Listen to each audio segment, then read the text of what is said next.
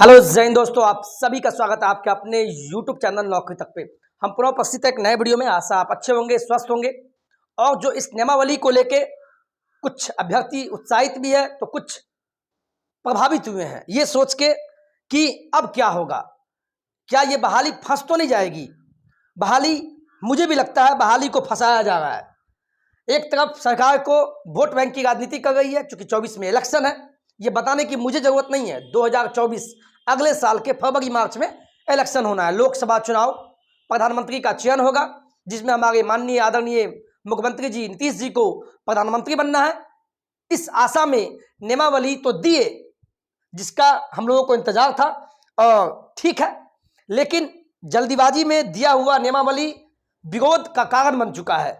कुछ को पसंद है, कुछ को नापसंद है। मैं किसी के पक्ष विपक्ष में नहीं जाऊंगा। मैं इतना जानता हूं कि नियमावली तो आई है, एक तरफ खुशी तो एक तरफ गम है, लेकिन इतना तो कंफर्म है कि बस बहाली कब दीजिएगा आप। ये मुद्दा से आप सभी नहीं भटकिए, बहाली कब। अब बताइए, ये बहाली, इस मुद्दों पे बात करने से पहले हम कुछ मुद्दा पे बात करना चाहेंगे। ये लीजिए, लास्ट पॉइंट से हम चालू करेंगे, वीडियो में बने रहिएगा। और आपके जो प्रश्न है, शायद ये भी प्रश्न आपके मन में है तो सुन लीजिएगा। पहला, नई शिक्षक नियमावली, नई शिक्षक जो नियमावली है जो 2023 का विरोध क्यों हो रहा है, मैं इस मुद्दों पे बात करना चाहूंगा। आपको पता है कि जो नियमावली आई है, एक सेकंड, चूंकि मैं इसको नियमावली नहीं कह के, मेरे पास में अभी इसका कॉपी है, देख सकते हैं, 11 पेज का मैं निकाल चुका हूं, इसको मैं स्टडी किया हूं। तभी नियमावली, इस नियमावली का जो नाम है, चलिए कुछ नाम ले ले, इससे कि आपको भी याद हो जाए और मुझे भी याद हो जाए। इसको आप नियमावली ना कह के इसको आप कहेंगे बिहार राज्य, हम देखिए क्या मुद्दा पे बात करने वाले हैं, बिहार राज्य विद्यालय,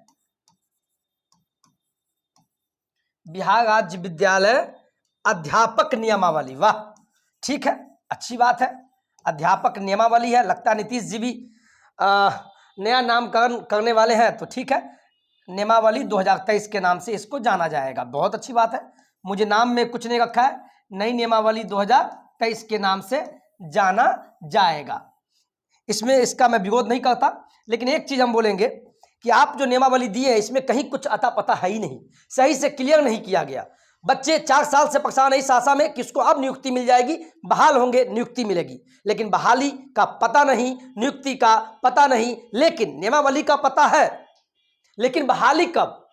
अब बताइए, इसके बाद आपको एग्जाम लिया जाएगा। देखिए विरोध क्यों हो रहा है, इस चीज को मैं भी समझाऊं और समझता हूं, इतना कोई बेवकूफ नहीं है। क्योंकि बीपीएससी एग्जाम लेगी, और बीपीएससी लेगी तो बहुत अच्छा बात है भाई, क्योंकि राज्यकर्मी का दर्जा दिया जाने वाला है, ऐसा नियमावली में कहा गया है, अच्छी बात है। लेकिन अब बताइए, एग्जाम लेते लेते कितना साल बीत जाएगा, यानी बहाली फंसाने का प्रोग्रामिंग है। इस चीज को समझिए कैसे, आप देखिए, अभी आपको पता है कॉमर्स वाले का एसटीईटी एग्जाम हुआ था, एसटीईटी एग्जाम हुआ था पेपर 2, याद है ना, कुछ हम याद दिलाना चाहते हैं। कॉमर्स वाले साथी हमें जानते होंगे, कॉमर्स वाले का पेपर 2 का एग्जाम हुआ, एग्जाम कैंसिल भी हो गया, 2 सेंटर पे कैंसिल कर दिया गया। अब अभी तक एग्जाम नहीं लिया गया। पटना हाईकोर्ट का आदेश है कि 7वां चरण बिहार शिक्षक बहाली तभी हो जब कॉमर्स वाले का पेपर 2 एग्जाम हो, रिजल्ट आवे, इसके बाद ही विज्ञप्ति निकले। और सरकार एक तरफ कैंसिल करवाती है एग्जाम, और एग्जाम जो पुनः होगा वो अभी नहीं ले गई है। अप्रैल का महीना चल रहा है, कौन सा महीना है याद कीजिए, वीडियो में भागिए नहीं, मुद्दा गरमाया हुआ है। अभी कौन सा महीना है मेरे दोस्त, ये अप्रैल है, अप्रैल। और स्टेट का पेपर 2 का एग्जाम भी नहीं हुआ, जहां कैंसिल हुआ, रिजल्ट आने में भी इसका 1 से 2 महीना लग जाएगा। और एक तरफ बोलते हैं बीपीएससी के थ्रू एग्जाम लेंगे, जो सीटेट बीटेट स्टेट पास है उसके बाद बहाली आएगी। अब बताइए, एक एग्जाम कराने में इसको साल भर लग जाता है। अभी अप्रैल है, अप्रैल के बाद मई बीतेगा, मई के बाद जून बीतेगा, यानी जून में जाके हमें लगता है ये एसटीईटी पेपर 2 कॉमर्स वाले का रिजल्ट देगा। जब जून में जाके रिजल्ट देगा, फिर बीपीएससी एग्जाम लेगा, किसका, 7वें चरण जो बहाल होंगे, उससे पहले एग्जाम होगा, तो जून में एसटीईटी का रिजल्ट आएगा, फिर जून जुलाई अगस्त में जाके नोटिफिकेशन आएगा। मैं बोल रहा हूं, याद रखिएगा, जून या जुलाई, मैं बोल रहा हूं जून या जुलाई या अगस्त कहें, हम अगस्त तक लेते हैं, ये जून जुलाई या अगस्त तक आपका नोटिफिकेशन निकाला जाएगा कि एग्जाम लिया जाएगा। चलिए बहुत बढ़िया है। नोटिफिकेशन आएगा, किस चीज का नोटिफिकेशन भाई? कि बीपीएससी एग्जाम कंडक्ट करवाएगी। किस चीज का? बिहार शिक्षक बहाली को लेके, ठीक है, जो भी पास है बिहार शिक्षक बहाली को लेके नोटिफिकेशन आएगा। जब नोटिफिकेशन आएगा फिर फॉर्म भरा जाएगा, इसमें भी 1 महीना लगेगा, फिर आपत्ति होगा, यानी अगस्त में आएगा तो सितंबर अक्टूबर इसी में चला जाएगा। आपको 3 महीना का फिर समय दिया जाएगा, तो ले लीजिए सितंबर के बाद 3 महीना का समय, अक्टूबर, नवंबर, फिर दिसंबर आ जाएगा। क्या आ जाएगा? दिसंबर 2023, यानी इस साल का एंडिंग हो जाएगा, फिर रिजल्ट आएगा। यानी साफ शब्दों में कहे तो सरकार चाहती ही नहीं कि बहाली आवे। आप सभी को कान खोल के सुन लीजिए, इस बहाली को फंसाने का प्रोग्रामिंग हो चुका है, लेकिन हम आप वोट देने के लिए तत्पर रहते हैं कि हमारा जात का नेता बने, हमारा नेता बने, हमारा विधायक बने, हमारा मंत्री बने। ऐसे नहीं चलेगा साहब। आपसे हाथ जोड़कर विनम्र निवेदन करते हैं कि इस चीज को समझिए, नहीं तो बाद में अब भी पछता रहे 4 साल से, और आने वाला भविष्य में भी आप पछताएंगे जब आप नौकरी के लिए ललायित तो होंगे, डिग्री हाथ में होगा, फिर भी आप बहाल नहीं हो पाएंगे, क्योंकि बहाली को तो फंसा दिया गया। यानी कन्फर्म कहे जो 24 में चुनाव है लोकसभा का, नीतीश जी का पूरा प्लानिंग है कि लोकसभा में हम मुख्यमंत्री तो नहीं, सॉरी, प्रधानमंत्री बन जाए। ये इनका ख्वाब है। आज बोलने दीजिए, सुनना पड़ेगा आपको, प्रधानमंत्री बने। और मुझे गर्व है कि हमारे बिहार राज्य के बिहार का बेटा नीतीश जी हमारे आदरणीय प्रधानमंत्री बनेंगे, खुशी है। लेकिन इसका दुश्मनी, उनका जिद्दीपन, बहाली तो फंस जाएगा। अब 24 में चुनाव है, 2023 में जाके ये घोषणा करेंगे कि मैं शिक्षक बहाली देने जा रहा हूं। क्या देने जा रहा हूं भाई? शिक्षक बहाली, 7वां चरण की बहाली की घोषणा करता हूं। शिक्षक बहाली 7th फेज। मैं जानता हूं चूंकि इनको वोट चाहिए।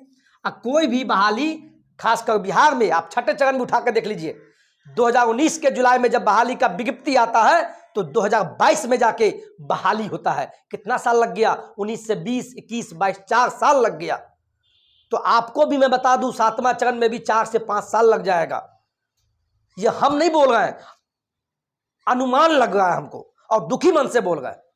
तो इनका साफ प्लानिंग है। हाँ, अगर 24 में प्रधानमंत्री नहीं बनेंगे तो 23 के लास्ट में ये घोषणा कर देंगे दिसंबर में जाके कि बहाली ला रहे हैं। इसी बहाने 24 में वोट मिल जाएगा। जैसे ही वोट मिला, हार गए, मान लीजिए 40 सीट है बिहार का लोकसभा में, नहीं सीट आया, तो नीतीश जी को पता है कि 2025 में फिर हमको गद्दी पर बैठना है। कौन? विधानसभा में उनको फिर मुख्यमंत्री बनने का इच्छा है।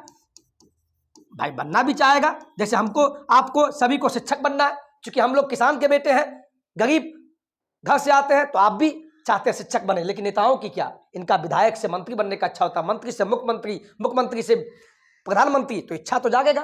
फिर 25 में मुख्यमंत्री का चुनाव है, फिर 25 में जाके बहाली निकालेगा। उसके बाद बहाली आ भी जाएगा तो पता नहीं केस कोर्ट क्या क्या होगा। फिर बहाली जाके आपको 28-29 में, चूंकि 29 में फिर चुनाव होगा। तो मेंटलिटी समझिए, इस बहाली को फंसाने का प्रोग्रामिंग है, इसीलिए इसमें कुछ भी सही से नहीं बोला गया है। एक तरफ नियोजित शिक्षक, आज नियोजित शिक्षक जो बोल रहे हैं कि गलत हुआ है, उनके साथ गलत हुआ है, और वो भटका गए 7वें चरण वाले को कि अरे गलती हुआ है, तुम लोग भटक जाओगे। अगर ये कहिए कि आपका समान काम समान वेतन छट गया, ये सब बहुत मुद्दा है। लेकिन 7वें चरण के प्यारे साथी, आप अभी भटकिए नहीं, धीरज रखिए और उल्टा सीधा बयानों से बच के रहिए, और हो सके तो तैयारी में जुट जाइए। कोई साथ नहीं देगा आपका, क्योंकि नियोजित वाले तो पहले से बहाल है। आप अपने काम से मतलब रखिए और पढ़ना स्टार्ट कर दीजिए, समय बहुत कम मिलेगा। हम फिर बोल रहे हैं। चलिए अब आते हैं मुद्दा पे। मुझे उम्मीद है कि अभी तक आप जोश में आ गए होंगे। तो बहाली, अब ये आपका प्रश्न है, बहुत सारे साथी का प्रश्न ये है, ये देखिए, जो सीटेट बीटेट पास है, सीटेट बीटेट पास पर बीएड या डीएलएड के फाइनल ईयर में है या फर्स्ट ईयर में है, तो उसका क्या होगा? क्या वो जो बीपीएससी के द्वारा जो एग्जाम कंडक्ट करवाया जाएगा आयोग के माध्यम से शिक्षक बनने के लिए, तो क्या वैसे साथी एलिजिबल है? उन बिंदु पे मैं बात करता हूं। आप लोग कंफ्यूज हो गए होंगे। आपको पता है कि बीपीएससी, सुनने में जो आया है, जो दीपक कुमार सिंह ने बोला बीपीएससी एग्जाम लेगी, बहुत बढ़िया। तो आपके मन में एक प्रश्न है, क्योंकि आपको पता है कि एनसीटीई एक संस्थान है जो संस्था नियम निकालती है कि शिक्षक कैसे बने, क्या बने। तो उन्होंने कहा था कि जो भी अभ्यर्थी बीएड, यहाँ ध्यान समझिए, आपको पता है बीएड या डीएलएड में जैसे ही एडमिशन लेते हैं, आपका रजिस्ट्रेशन हो गया, एक दिन भी काहे नहीं हो, आपका एडमिशन लिया हुआ एक दिन भी काहे नहीं हो, एडमिशन लिया हुआ एक दिन भी काहे नहीं हो, वो सभी सीटेट का एग्जाम में बैठ सकते हैं, सीटीईटी के एग्जाम में बैठ सकते हैं, ऐसा एनसीटीई ने बोला था।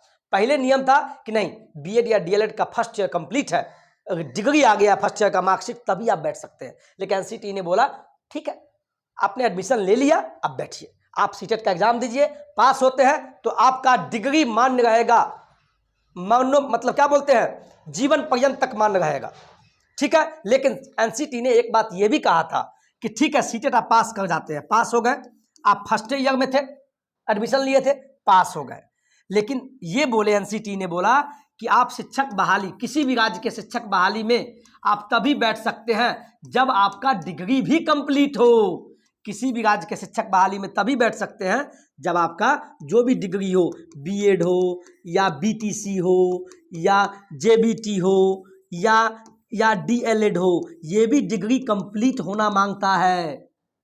समझिए बात को, एनसीटीई ने बोला था कि सीटेट पास हो गए फर्स्ट ईयर में तो कोई दिक्कत नहीं है, लेकिन किसी भी राज्य के शिक्षक बहाली में तभी बैठेंगे जब आपका बीएड या डीएलएड का डिग्री भी कंप्लीट साथ में हो जाए, तब आप बैठिएगा। तो वही मुद्दा यहां आता है। आपने एक क्वेश्चन किया था कि सर मान लीजिए फर्स्ट ईयर में थे और सीटेट का एग्जाम हम दिए, हम पास हो गए, तो क्या बिहार में जो बीपीएससी एग्जाम लेगी, बीपीएससी के द्वारा जो फिर पुनः एग्जाम लिया जाएगा, तो क्या उसमें हम बैठ सकते हैं? तो मैं आपको बता दूं, जिनका भी बीएड या डीएलएड, बिहार के लिए हम बोल रहे हैं, कंप्लीट नहीं है, बीएड या डीएलएड की डिग्री, यहां ध्यान दीजिए, डिग्री कंप्लीट नहीं है, कंप्लीट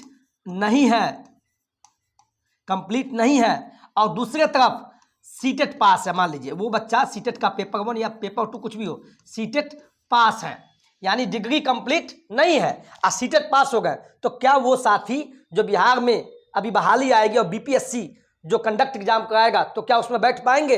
तो वो अभ्यर्थी बिल्कुल नहीं बैठ पाएंगे, ये जान लीजिए। और नहीं तो मैं बता दूं, यूपी में भी क्या होता है, सुपर टेट होता है, सुपर टेट होता है, या डी ट्रिपल एस बी होता है, या केबीएस होता है, सभी में वही साथी बैठते हैं जिनका सीटेट के साथ में डिग्री कंप्लीट हो, तभी आप इस सब में बैठ सकते हैं। तो इसी तर्ज पे बिहार में भी यही होगा, यानी डिग्री भी साथ में कंप्लीट हो सीटेट के साथ में, तभी आप बहाल हो पाएंगे। तो आप बोलेगा सर 21-23 वाले, जिनका 2021 से 23 में सेशन है, 23 में डिग्री कंप्लीट होगा, हम तो सीटेट पास हो गए अभी, तो भैया आपको डिग्री कंप्लीट कीजिए, तभी आप, जैसे मान लीजिए 2021 से 23 वाले अभ्यर्थी हैं, ठीक है, ये जो भी एडमिशन लिए हैं बीएड या डीएलएड में, तो उनका तो डिग्री अभी कंप्लीट नहीं होगा, लेकिन सीटेट पास हो गए, पास तो हुए हैं, और सीटेट पास हो गए, वो सीटेट पास है, तो वैसे साथी सीटेट पास है, तो क्या ये अभी जो एग्जाम होगा बीपीएससी के थ्रू शिक्षक बनने के लिए, क्या वो बैठ पाएंगे? तो बिल्कुल नहीं बैठ पाएंगे। तो आप जल्दी से डिग्री, आप तो चाहेंगे कि चूंकि एग्जाम में लेट हो, ये तो स्वाभाविक सी बात है, तो डिग्री कंप्लीट हो और सीटेट पास है, तभी आप इस एग्जाम में बैठेंगे, तभी आप बहाल होंगे। समझ गए ना? माफ कीजिएगा, वीडियो लंबा हो गया, लेकिन समझाते हैं थोड़ा बेसिक से, आपको मजा भी आता होगा मेरे स्टाइल से। एक क्वेश्चन है सर, यहाँ खासकर हमारे महिला साथी, महिला सिस्टर या जो भी है, या हमारे पुरुष भाई, सर सीटेट में कितना मार्क्स चाहिए बहाली में बैठने के लिए? वही चाहिए जो पहले था। नहीं पता है, फिर भी हम बता देते हैं, ठीक है। आपको पता है, अभी हम बिहार के लिए बात कर रहे हैं, बिहार में शिक्षक बहाली होने को है, कब होने को ये पता नहीं है, लेकिन बिहार राज्य में शिक्षक बहाली में जो जनरल से आते हैं, जनरल मेल, अगर उनका सीटेट में अगर उनका मार्क्स 90 है, 90 या 90 से ऊपर, तो वैसे सभी साथी, और डिग्री कंप्लीट है, वो सभी साथी बीपीएससी के द्वारा एग्जाम में बैठ सकते हैं। या कोई अभी ईडब्ल्यूएस का नहीं ले रहे हैं, जब आरक्षण मिलेगा तो बताएंगे। कोई जनरल में मान लीजिए फीमेल है, F4 फीमेल, उनको 82 चाहिए, 82 से कम नहीं, 82 या से ऊपर, पहले वाला ही। या कोई ओबीसी में आते हैं भैया, ओबीसी में दोनों इनके दो बेटा BC1 BC2, BC1 का ही दूसरा नाम है EBC, समझिए। तो ओबीसी का मतलब दोनों लेके चल रहे हैं, इसमें मेल हो या फीमेल हो कोई भी, उन सभी को 82 पे ही सिलेक्शन है। अब लेते हैं SC ST मेल या फीमेल को हो, या PH फिजिकली हैंडीकैप्ड जो दिव्यांग साथी है उनको मात्र 75 चाहिए। समझ में आ गया? कोई दिक्कत? बिंदास रहिए, लेकिन डिग्री कंप्लीट होना मांगता है। हम फिर बार बार बोल रहे हैं, नोट पॉइंट में लिखिएगा, ठीक है। अब एक पे और विवाद है, ये सभी अभ्यर्थियों को 3 बारी मौका मिलेगा, सभी अभ्यर्थी को 3 बारी मौका मिलेगा। इस पे थोड़ा विवाद है, मैं तो कहूंगा इस मौका को बढ़ा दिया जाए, 3 नहीं बल्कि 5 बार मौका दिया जाए। सरकार बोल रही है ये जो शिक्षक बिहार राज्य विद्यालय अध्यापक जो नियमावली है हमारे पास, इसमें इन्होंने बोला है कि 3 बारी मौका दिया जाएगा। जो भी साथी भविष्य के भावी शिक्षक बनने वाले हैं या नियोजित हैं, ऑलरेडी शिक्षक हैं और वो नियमित होना चाहते हैं, राज्यकर्मी बनना चाहते हैं, उन सभी को 3 बार मौका दिया जाएगा। अभी आरक्षण की बात नहीं बोला गया कि ओबीसी वाले को कितना दिया जाएगा, SC ST वाले को कितना दिया जाएगा, क्योंकि BPSC जब कोई देता है उसमें तो जनरल का इतना बार मौका, 4 बार, ओबीसी का 5 बार, ऐसे है ना। तो उसी प्रकार मेरा जो आह्वान है सरकार को इस पर सोचना चाहिए। अभी तो इसको प्रेस विज्ञप्ति भी आज जारी कर दिया गया और ये 10/4 को आया था, हमारे पास यही है। लेकिन एक चीज़ आपको हम बोलेंगे, आप दुविधा में नहीं गए, पढ़ना स्टार्ट कर दीजिए। हम अब भी आपको बोल रहे हैं, विरोध करना शांतिपूर्ण तरीके से, ये हमारे भारत का, हमारे किसी भी हमारे राज्य का ये लोकतांत्रिक व्यवस्था है, आप कीजिए, अच्छी बात है। लेकिन आज वही नियोजित शिक्षक जो आज 7वें चरण के लिए बोल रहे हैं कि 7वें चरण के अभ्यर्थी के साथ धोखा हुआ है, तो वो उस दिन पहले कहाँ थे? मेरे 7वें चरण के भविष्य के भावी शिक्षक, आप भी संभलिए, आपको उकसाया जा रहा है, ये सोच रहा है कि आपको आगे करके आंदोलन करवाए। क्यों? यही नियोजित शिक्षक कभी नहीं चाहे कि 7वां चरण बहाली पहले हो, ये सोचते थे कि पहले स्थानांतरण हो, क्योंकि उनका भी फायदा है, पहले मेरा ट्रांसफर पोस्टिंग हो जाए, यानी हम जहाँ चाहते हैं वहाँ ट्रांसफर हो जाए, इसके बाद 7वां चरण करें। तो आप लोग संभलिए और समझिए, आप बच्चे नहीं है, मैं सही बोल रहा हूँ, ये अंदर की रिपोर्ट में देता हूँ।